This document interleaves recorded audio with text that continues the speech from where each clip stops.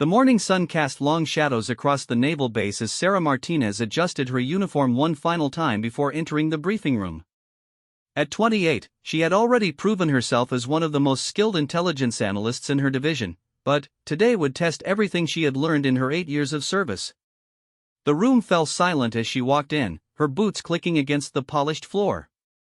12 Navy SEALs sat around a large conference table, their eyes following her movement with the kind of attention reserved for potential threats or valuable assets. Sarah knew which category she fell into today. Lieutenant Commander Jake Morrison, the team leader, gestured toward an empty chair at the head of the table. His weathered face showed no emotion, but Sarah could sense the skepticism radiating from the group.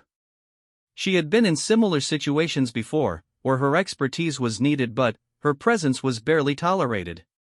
"Gentlemen, this is Intelligence Analyst Martinez," Morrison announced, his voice carrying the authority of someone who had led men through impossible missions.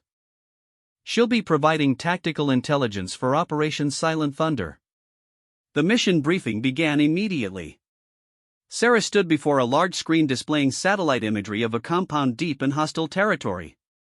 Her voice remained steady as she outlined the intelligence they had gathered over the past 3 months. The target was a high-value asset who had been supplying weapons to terrorist cells across the region. "The compound has 3 main buildings," Sarah explained, using a laser pointer to highlight key areas. "Building A houses the primary target and his inner circle. Building B contains the weapons cache we need to secure. Building C is living quarters for approximately 15 armed guards." Petty Officer First Class Marcus Chen, known for his direct approach to problem-solving, interrupted. "Ma'am, with all due respect, we've seen these satellite images. What we need to know is what's not visible from above. Guard rotations, interior layouts, escape routes." Sarah nodded, anticipating this question. "I spent 2 weeks analyzing communication intercepts and building a complete picture of their daily operations." She clicked to the next slide, revealing detailed floor plans and timing charts. Guards change shifts every 6 hours, with a 15-minute overlap period at 0600, 1400, and 2200 hours. The room's atmosphere shifted slightly. The SEALs leaned forward, recognizing the quality of the intelligence being presented. Sarah continued, detailing everything from the target's personal habits to the location of backup generators and communication equipment. "The target, Hassan al-Rashid, follows a strict routine," Sarah continued. "Every Tuesday and Friday, he meets with his weapons supplier in Building B at exactly 10:30 hours. Security is reduced during these meetings because he trusts this particular contact." Staff Sergeant Tony Rodriguez, a demolitions expert with over a decade of experience, raised his hand. "What about the weapons cache? Any idea what we're dealing with?" Sarah's preparation showed as she seamlessly transitioned to the next section of her briefing. "Intelligence suggests a significant stockpile of military-grade weapons, including surface-to-air missiles, assault rifles, and approximately 200 pounds of C4 explosives." The weight of this information settled over the room. These weren't just small arms they were dealing with, but weapons capable of taking down aircraft and causing massive civilian casualties if they reached the wrong hands. Morrison studied the intelligence reports spread across the table. "Timeline for the operation?" "Friday morning provides our best window," Sarah replied without hesitation. "Al-Rashid will be in Building B for the weapons meeting. Most guards will be positioned around Building A, thinking they're protecting him there. We'll have approximately 20 minutes before they realize something is wrong." The questions came rapidly after that. Each SEAL tested different aspects of the plan, probing for weaknesses or oversights. Sarah answered each one with precise detail, drawing from intelligence sources they didn't even know existed. Petty Officer Second Class David Kim, the team's communications specialist, asked about electronic countermeasures. Sarah had anticipated this too, outlining the compound's communication setup and identifying the exact frequencies they used for both internal and external communications. "They rotate frequencies every 12 hours, she explained. "I have the current schedule, and our signals intelligence team has developed jamming protocols that will isolate the compound without alerting nearby cells." As the briefing continued, Sarah noticed the subtle changes in body language around the room. The crossed arms began to relax. The skeptical expression softened into something approaching respect. These men had worked with intelligence analysts before, but rarely with someone who understood operational requirements so thoroughly. Morrison called for a 15-minute break, and Sarah stepped outside to get some fresh air. She knew the real test was coming. In her experience, military personnel often showed professional courtesy during formal briefings, but their true opinions emerged during informal discussions. Through the partially open door, she could hear fragments of conversation from inside the briefing room. "She knows her stuff," Chen's voice carried clearly. "Yeah, but knowing and doing are different things," Rodriguez countered. "This isn't a classroom exercise." Morrison's voice cut through the discussion. "The intelligence is solid. Better than anything we've seen for a mission this critical." When Sarah returned, the atmosphere had shifted again, though she couldn't quite identify how. Morrison stood at the front of the room, a new map displayed on the screen. "Based on the intelligence provided, we're modifying our approach," he announced. "Instead of a direct assault, we're going with a three-pronged infiltration during the Friday morning meeting." The plan that emerged was elegant in its simplicity. Team Alpha would neutralize the guards around Building A while Team Bravo secured the weapons cache in Building B. Team Charlie would handle the target and his associates, ensuring Al-Rashid was taken alive for interrogation. Sarah listened to the tactical discussion that followed, noting how the SEALs incorporated her intelligence into every aspect of their planning. They asked for additional details about guard positions, backup plans for unexpected complications, and contingency routes for extraction. "What about civilian presence?" asked Petty Officer Jackson, the team medic. "Any non-combatants in the compound?" Sarah had been waiting for this question. Intelligence indicates Al-Rashid's wife and 2 children are typically in the family quarters of Building A on Friday mornings. There's also a cook and a maintenance worker who arrive early each day. The room went quiet. Every operator understood that civilian casualties could turn a successful mission into an international incident. Morrison nodded grimly. "Rules of engagement remain unchanged. No harm to non-combatants under any circumstances." As the briefing wound down, Sarah began packing her materials. She had provided everything the team needed for their mission planning. Her role, as far as she understood it, was complete. "Martinez," Morrison called as she reached the door. "You'll be coming with us." The words hit her like a physical blow. Sarah turned slowly, certain she had misheard. "Sir? You're part of the team for this operation. We need that intelligence expertise in real time, not just in a briefing room." Sarah felt the weight of 12 pairs of eyes on her. This wasn't what she had signed up for when she joined the intelligence division. She was trained to analyze data, not to participate in direct action missions in hostile territory. "Commander, I appreciate the confidence, but my expertise is in analysis, not field operations," she said carefully. Morrison's expression didn't change. "The mission parameters have evolved.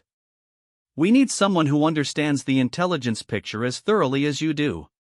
Things change quickly in the field, and we can't afford to wait for radio consultations." The logical part of Sarah's mind understood the reasoning. Intelligence analysts rarely accompanied SEAL teams on active missions, but this operation was different.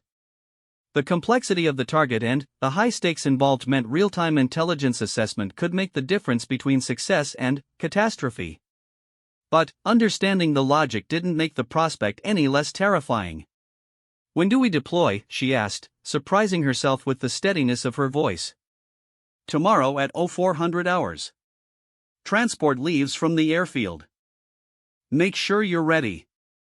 As the SEALs filed out of the briefing room, Sarah remained behind, staring at the satellite images still displayed on the screen. In less than 24 hours, she would be looking at that compound not from the safety of an intelligence office, but from the ground, with her life and the lives of others depending on the accuracy of her analysis. She thought about calling her sister Elena, who lived in California with her 2 young children. Elena always worried about Sarah's military career, constantly asking when she would find a nice civilian job and settle down. This wasn't exactly the kind of story she could share. Instead, Sarah headed to the base gym, needing to work off the nervous energy that had been building since Morrison's announcement. The physical training she had maintained throughout her career suddenly felt inadequate for what lay ahead. As she changed into workout clothes, Sarah reflected on the path that had brought her to this moment. Growing up in a military family, she had always understood the importance of service and sacrifice. Her father had been a career Marine, and her mother had worked as a military nurse for over 20 years. The gym was nearly empty at this hour, which suited Sarah's mood perfectly. She started with a long run on the treadmill, letting the rhythmic pounding of her feet clear her mind. Then came strength training, focusing on functional fitness that might actually prove useful in the field. During her workout, Sarah found herself thinking about the SEALs she would be working with. Each man in that room represented years of specialized training and combat experience. They had earned their positions through demonstrated excellence under the most demanding conditions imaginable. She, on the other hand, was an intelligence analyst whose most dangerous assignment had been a 6-month deployment to a relatively secure forward operating base in Afghanistan. Important work, certainly, but nothing that compared to the direct action missions these operators routinely undertook. After her workout, Sarah stopped by the base library to research everything she could find about SEAL team operations. She read after-action reports, tactical manuals, and personal accounts from operators who had served in similar missions. The more she read, the more she realized how unprepared she was for what lay ahead. These men operated in a world where split-second decisions meant the difference between life and death, where years of training compressed into moments of action that determined the success or failure of critical missions. That evening, Sarah sat in her small base quarters, surrounded by maps, intelligence reports, and mission planning documents. She reviewed every detail once more, checking and rechecking her analysis for any overlooked information that might prove crucial in the field. Her phone rang just after 9 p.m. The caller ID showed her sister's number. "Hey, Sarah. How's military life treating you?" Elena's cheerful voice carried across the connection. "It's good, Elle. Just working on a big project right now. Anything exciting? Or is it all classified and mysterious as usual?" Sarah smiled despite her anxiety. "You know I can't talk specifics, but it's important work. It always is with you. Just promise me you're being careful. I know you think you're invincible, but you're still my little sister." "I promise I'm being careful," Sarah said, though the words felt hollow given what awaited her in the morning. They talked for another 20 minutes about Elena's children, their parents, and normal life concerns that seemed almost surreal given Sarah's current situation. When the call ended, Sarah felt both comforted by the connection to her family and more aware than ever of what she stood to lose. She spent the rest of the evening preparing her gear and going through final preparations. Every piece of equipment had to serve multiple purposes, and every item had to be essential. Weight and space limitations meant difficult choices about what to bring and what to leave behind. As she packed her tactical gear, Sarah realized this was the first time she had ever prepared for a mission where she might not come back. The thought was sobering, but not paralyzing. She had chosen this career path knowing it might eventually lead to dangerous situations. Her final task before bed was writing letters to her family, just in case. The exercise felt simultaneously melodramatic and entirely necessary. If something went wrong during the mission, she wanted her loved ones to understand why she had chosen to serve and how much they meant to her. Sarah sealed the letters in an envelope marked with instructions for delivery only in the event of her death. She placed it in her desk drawer, hoping it would remain there undisturbed until she could dispose of it after a successful mission. Sleep came fitfully, interrupted by dreams of compound layouts and tactical scenarios. When her alarm sounded at 3 a.m., Sarah was already awake, staring at the ceiling and mentally rehearsing the intelligence briefing she might need to provide in the field. She dressed quickly in the tactical gear she had prepared the night before, grabbed her pack, and headed for the door. In a few hours, everything she had learned about intelligence analysis would be tested in the most demanding environment possible. The transport helicopter's engines created a thunderous roar that made conversation impossible, leaving Sarah alone with her thoughts as they flew through the pre-dawn darkness. She sat between Chan and Rodriguez, both of whom had acknowledged her presence with professional nods before settling into the focused silence that preceded dangerous operations. Sarah checked her equipment for the fourth time since takeoff. Her modified field pack contained specialized intelligence-gathering devices, secure communication equipment, and enough survival gear to last several days if extraction became delayed. The weight felt manageable during training, but now every ounce seemed magnified by the gravity of their mission. Morrison sat across from her, studying satellite images on a ruggedized tablet. Even in the dim red lighting of the aircraft cabin, Sarah could see the concentration etched on his face. This wasn't just another mission for him, it was a culmination of months of planning and intelligence gathering. The flight took 2 hours, carrying them deep into hostile territory where American forces operated under constant threat of discovery. Sarah watched through a small window as the landscape below shifted from populated areas to increasingly remote terrain. Eventually, even the scattered lights of small villages disappeared, leaving only darkness broken by the occasional geometric pattern of agricultural fields. 30 minutes before their scheduled insertion, Morrison activated the internal communication system, allowing the team to hear each other over the engine noise. "Final equipment check," he announced. "We insert in 30 mics. Weather is clear, visibility good. Target compound shows normal activity patterns based on latest surveillance." Each team member reported ready status in sequence. When Morrison's eyes met Sarah's, she nodded firmly. "Martinez, you stick with Team Alpha during initial insertion. Once we secure the perimeter, you'll move with me to the command position." The helicopter began its descent toward the landing zone, a flat area approximately 2 kilometers from the target compound. Sarah felt her stomach drop as they descended rapidly, the pilot using aggressive maneuvers to minimize exposure time in case enemy forces detected their approach. The landing was harder than Sarah expected, the aircraft touching down with a jarring impact that rattled every piece of equipment in the cabin. Before she could fully process what was happening, the seals were moving with practiced efficiency, flowing out of the helicopter like water. Sarah followed Chen out of the aircraft, immediately struck by the intensity of the rotor wash and the disorienting noise. The helicopter lifted off within seconds of their departure, leaving the team alone in the darkness of enemy territory. The silence that followed the aircraft's departure was profound. Sarah had never experienced such complete quiet, where every sound seemed amplified and potentially threatening. The SEALs moved through their immediate security procedures with mechanical precision, establishing a defensive perimeter while checking for any signs of enemy activity. Morrison signaled for movement toward the target, and the team began advancing through the rough terrain.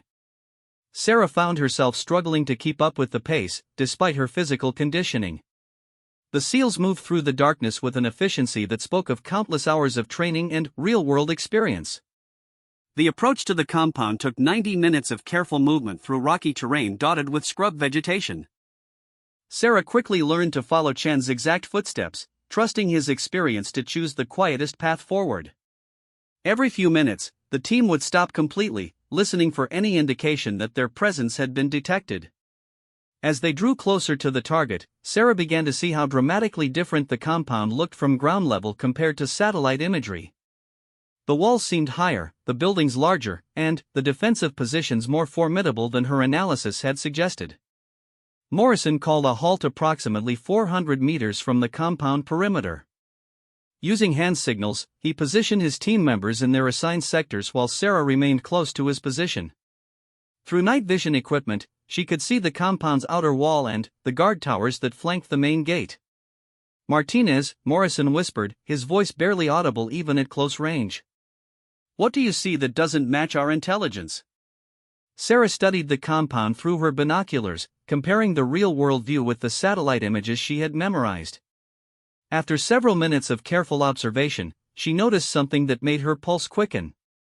"Additional vehicles," she whispered back. 3 trucks parked behind buildings C that weren't visible in any satellite imagery. Could indicate additional personnel or recent supply deliveries. Morrison nodded grimly. "What else?" Sarah continued her assessment, noting differences between the intelligence picture and ground reality. "Guard tower on the east wall has been modified. Looks like additional lighting and possibly upgraded communication equipment. These observations weren't necessarily mission killers, but they indicated that the situation might be more complex than their planning had assumed. In the intelligence business, unexpected changes often signal developing problems. Recommendations? Morrison asked. We proceed with the original plan but increase caution around Building C.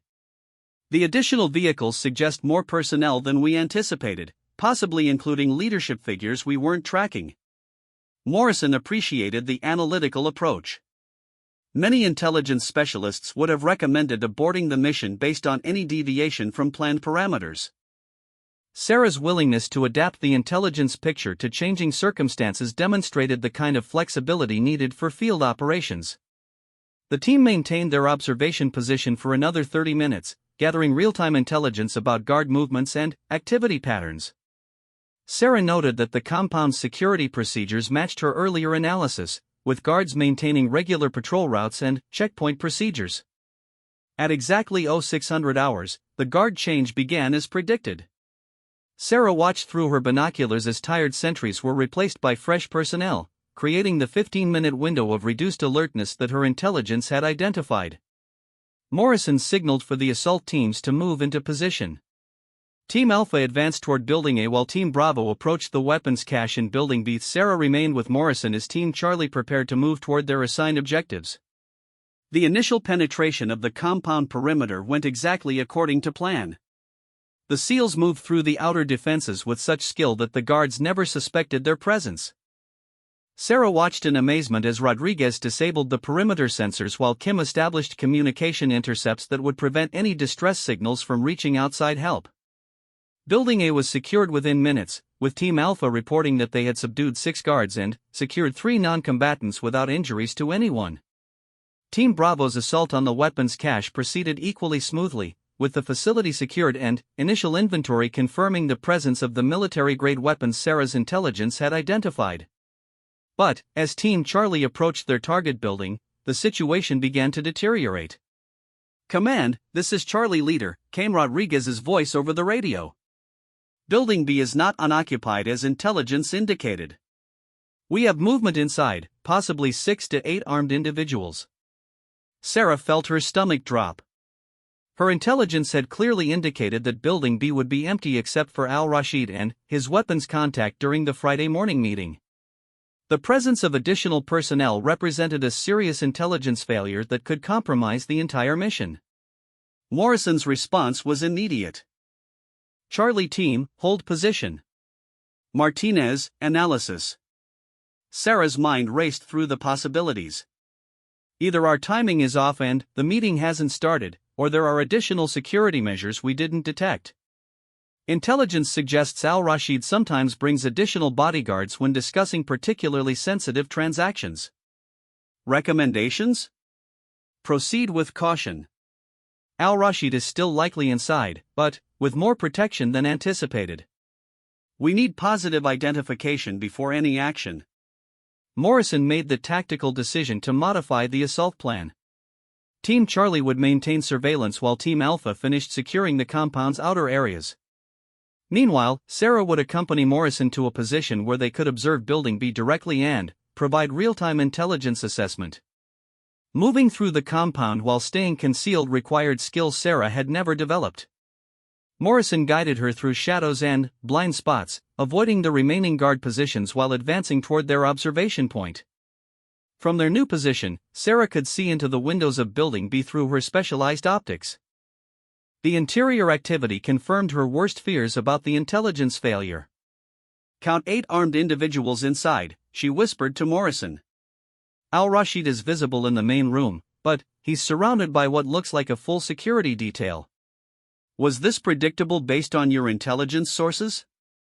Sarah reviewed everything she knew about Al-Rashid's operational patterns. Negative.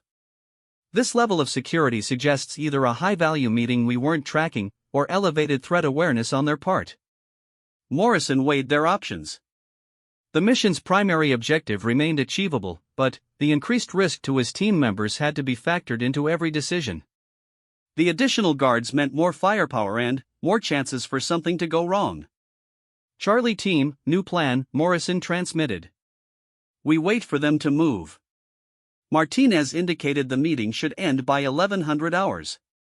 If Al-Rashid follows normal patterns, the security detail will disperse when he returns to Building A. The waiting was the most difficult part for Sarah.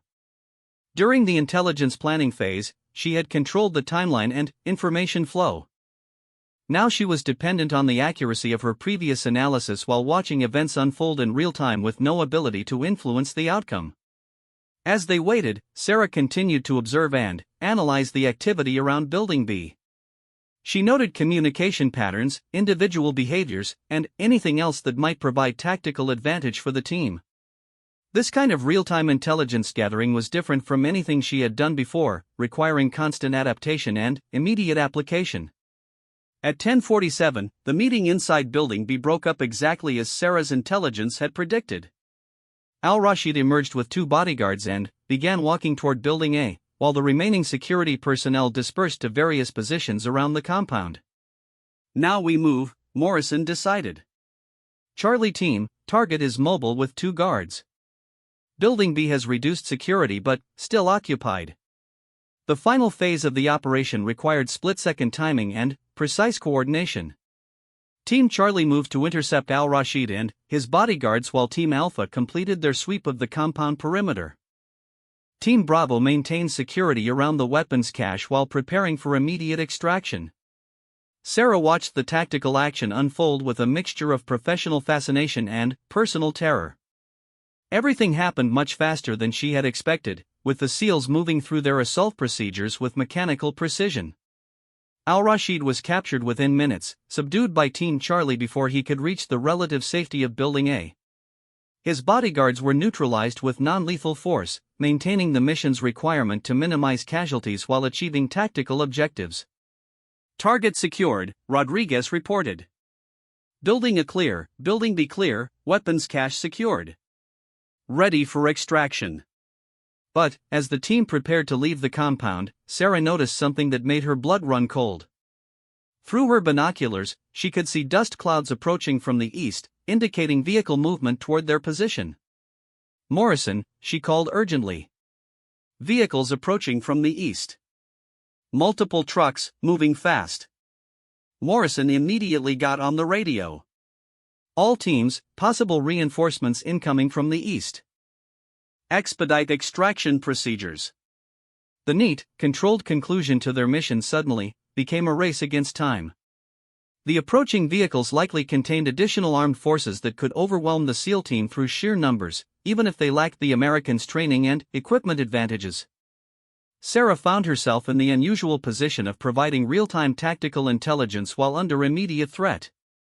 Her analytical training had prepared her for pressure, but not the kind that came with incoming hostile forces and the possibility of capture or death in enemy territory.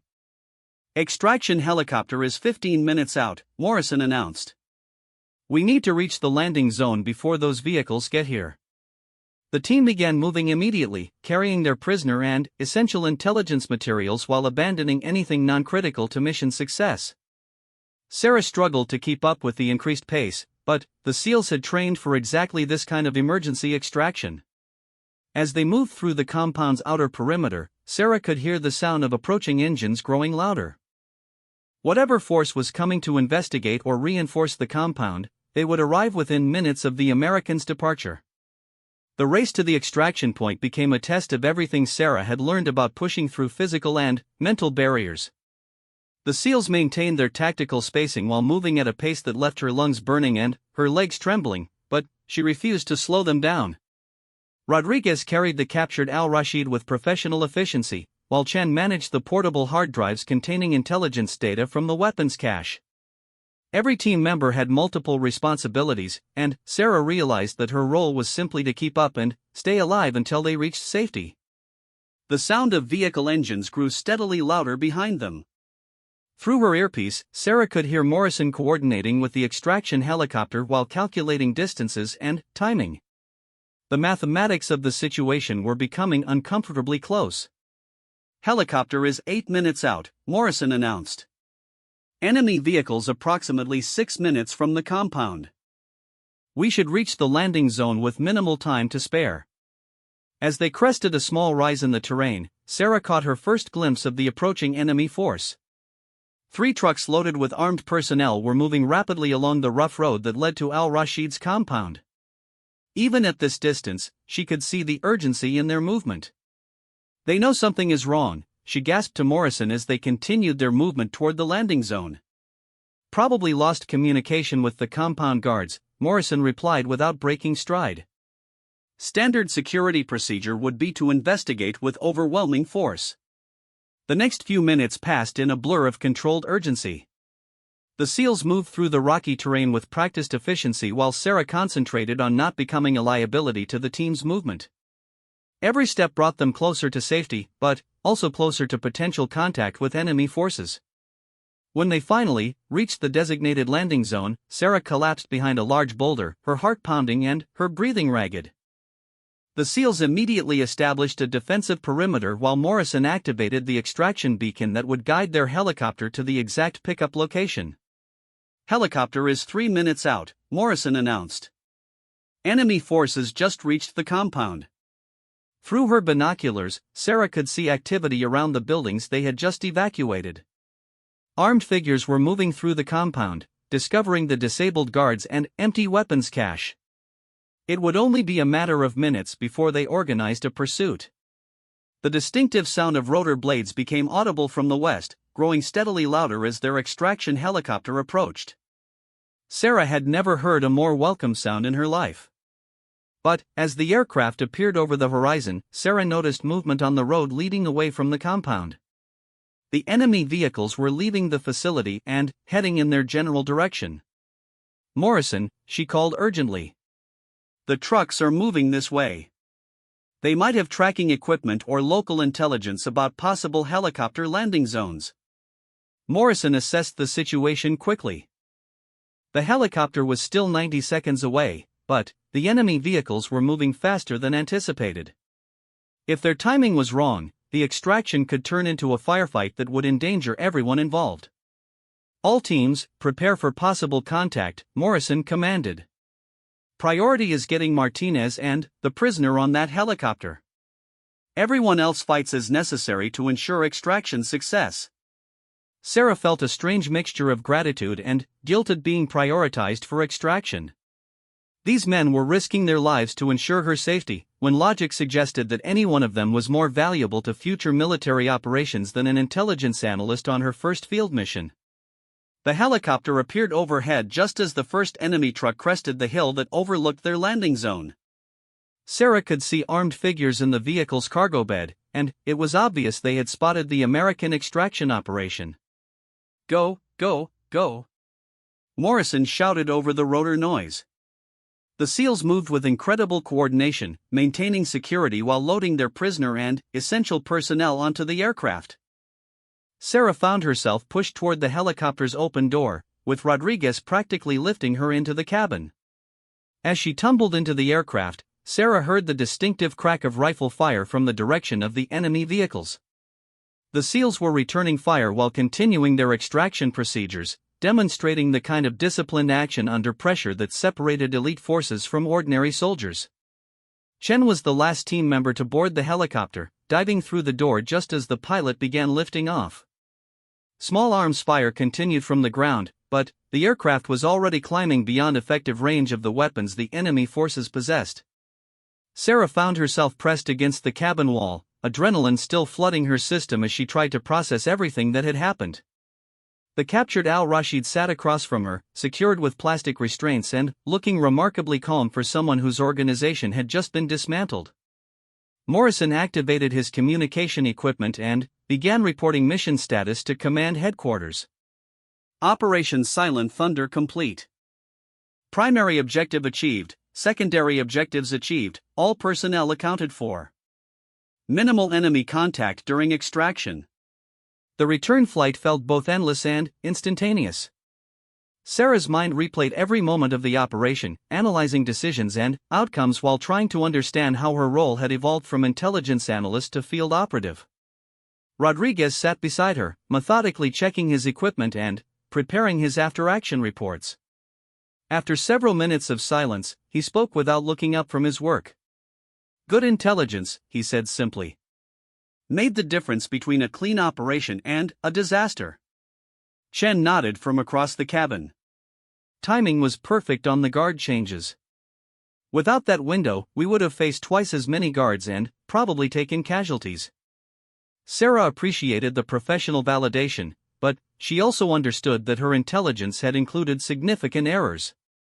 The additional security around al-Rashid during the meeting had nearly compromised the mission, and only the team's tactical flexibility had prevented serious problems. The extra guards in Building B, she said to Morrison. That was an intelligence failure on my part. Morrison looked up from his reports. Intelligence is never perfect. What matters is how quickly you adapted your assessment to changing conditions. That's the difference between academic analysis and field intelligence. As the helicopter carried them toward safety, Sarah reflected on how dramatically her understanding of intelligence work had changed in just a few hours. The analytical skills she had developed over years of training remained essential, but field operations required a completely different kind of thinking. The debriefing process began as soon as they landed at the forward operating base. Sarah found herself in conference rooms with military intelligence specialists, operations commanders, and technology experts who wanted to understand every aspect of the mission's intelligence components. Her initial briefing focused on the accuracy of pre-mission intelligence versus ground truth observations. The additional vehicles and security personnel represented important lessons about the limitations of satellite surveillance and the need for multiple intelligence sources. The compound's actual defensive capabilities exceeded our estimates by approximately 15%, Sarah reported to the assembled officers. This suggests either recent security upgrades or more sophisticated operational security than our sources detected. Colonel Matthews, the base intelligence commander, asked about real-time intelligence gathering during the operation. How effective was field analysis compared to prepared intelligence? Essential, Sarah replied without hesitation. Ground-level observation revealed tactical details that satellite imagery couldn't detect. Guard behavior patterns, communication procedures, and reaction times all differed from our estimates. The technical debrief continued for several hours, covering everything from equipment performance to procedural recommendations for future operations. Sarah found herself contributing insights she wouldn't have thought possible before experiencing field operations firsthand. Al-Rashid's interrogation was handled by specialized personnel, but Sarah provided background intelligence that helped guide the questioning process.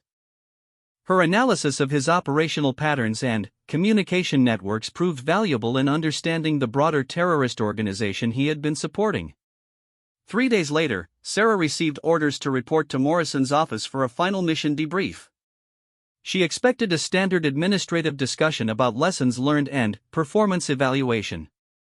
Instead, she found Morrison with a formal document that would change her career trajectory completely. Martinez, he said, gesturing for her to sit down. I've been asked to discuss your future assignment options. Sarah waited, uncertain what to expect from this conversation. The success of Operation Silent Thunder has generated interest in expanding the integration of intelligence analysts with field operations, Morrison continued. Specifically, there's a program being developed that would train selected intelligence specialists for direct participation in special operations missions. The implications of his words began to sink in. Sarah realized he was talking about a fundamental change in her military career, moving from analytical work to direct action operations. The program would require an additional 18 months of specialized training, Morrison explained. Combat skills, survival training, advanced tactical communications, and field intelligence gathering. It's not a decision to make lightly. Sarah thought about her sister Elena and the promise she had made about being careful. She thought about her parents, who had already worried about her military service when it was relatively safe intelligence work. But she also thought about the feeling of providing real-time intelligence that directly influenced mission success. She remembered the satisfaction of seeing her analysis translate into tactical advantage for the operators she supported. What would be the operational requirements, she asked. Deployment with SEAL teams, special forces, and other special operations units. High-risk missions in hostile territory. Essential intelligence support in situations where traditional analyst support isn't sufficient. Morrison studied her expression carefully. This isn't a promotion or recognition program. It's a request for volunteers willing to take on significantly more risk in service of mission success. Sarah realized that her answer would determine not just her immediate future, but the kind of military career she wanted to build. The safe path would be returning to her analytical role, using what she had learned to improve intelligence support from secure locations. The alternative was accepting a level of risk and responsibility she had never considered when she first joined the intelligence division. "How long do I have to decide?" she asked. 2 weeks. If you accept, training begins immediately after your current rotation ends. That evening, Sarah called her sister Elena, though she couldn't discuss the specific details of her decision. "You sound different," Elena said after they had talked for a few minutes. "More serious, somehow." "I'm facing some important career decisions," Sarah admitted. "Opportunities that could change everything about my job." "Good opportunities or dangerous opportunities?" "With you, I'm never sure." Sarah smiled at her sister's perceptiveness. "Both, probably. Just remember that your family needs you to come home," Elena said. "Whatever you decide, make sure it's for the right reasons." After the call ended, Sarah walked around the base, thinking about everything that had led to this moment. The young woman who had entered the briefing room a week ago seemed like a different person from the one facing this decision now. She thought about the SEALs she had worked with, and how naturally they had adapted to include her in their operational planning. She remembered the feeling of providing intelligence that directly protected lives and achieved strategic objectives. Most importantly, she remembered the moment when Morrison had announced that she would be accompanying the team to the field. Instead of arguing about her qualifications or expressing doubts about the mission, she had simply turned and asked when they deployed. The SEALs had understood something about her in that moment that she was only beginning to understand herself.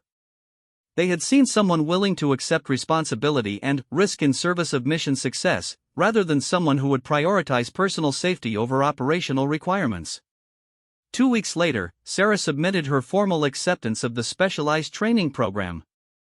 She didn't know exactly what challenges lay ahead, but she understood that her career had taken a fundamental turn towards something more demanding and more dangerous than anything she had previously imagined. The morning she departed for specialized training, Sarah received a message from Morrison that consisted of just 3 words: "Outstanding choice, Martinez." She tucked the message into her gear bag and boarded the transport aircraft that would carry her toward 18 months of the most intensive training the military offered. As the aircraft lifted off, Sarah looked down at the base where her transformation from analyst to field operative had begun. She thought about al-Rashid, now providing valuable intelligence about terrorist networks from a secure detention facility. She thought about the weapons cache that would never reach its intended targets. Most importantly, she thought about the 12 SEALs who had trusted her enough to bring her into their operational family. The decision to accept field assignment hadn't been about proving herself or seeking adventure. It had been about understanding where her skills could make the greatest contribution to missions that mattered. As the aircraft carried her toward an uncertain but purposeful future, Sarah realized that sometimes the most important moments in life were marked not by dramatic arguments or lengthy deliberations, but by simple acceptance of what needed to be done. She hadn't argued when Morrison told her she was going to the field. She had simply turned and prepared to do her job. The SEALs had understood exactly what that meant.